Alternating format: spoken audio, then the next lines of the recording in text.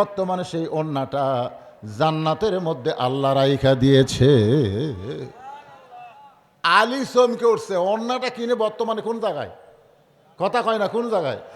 কারণ আল্লাহ ফাতেমাকে এত ভালোবাসে, পর্দানিশী নারীকে আল্লাহ এত ভালোবাসে, তার ব্যবহৃত ওড়না দুনিয়ার কোনো মানুষ কিনুক এটা আল্লাহ পছন্দ করে নাই বলে ফেরেশতাকে মানুষ বানায়া সেই ওড়নাটা কিনে এখন জান্নাতের মধ্যে রাইখা দিয়েছে। আলী, যেই ফকির তোমার কাছে ভিক্ষা নিয়েছে এইটা দুনিয়ার কোনো ফকির না।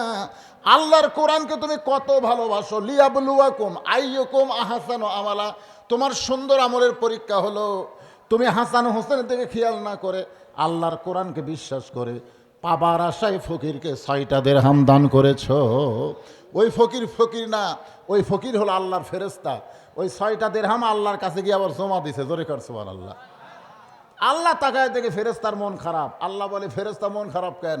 বলে, অন্য বিক্রি করা 6টা দিরহাম আলী হাতের মধ্যে নিল সন্তানকে কিছু খাওয়ানোর জন্যে, আপনি সেই 6টা দিরহাম ফেরত নিয়ে আসলেন। আল্লাহ বলে, ফেরেশতা যাও একটা উট আলীর কাছে 100 দিরহামে বাকিতে বিক্রি করো।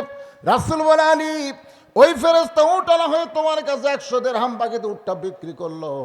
আবার ওই ফেরেশতাকে আল্লাহ খরিদ্দার বানায় 160 দিরহামে তোমার কাছে উটটা কিনে 6 দিরহামের বিনিময়ে আল্লাহ তোমাকে 60টা দিরহাম ফেরত দিয়া দিল।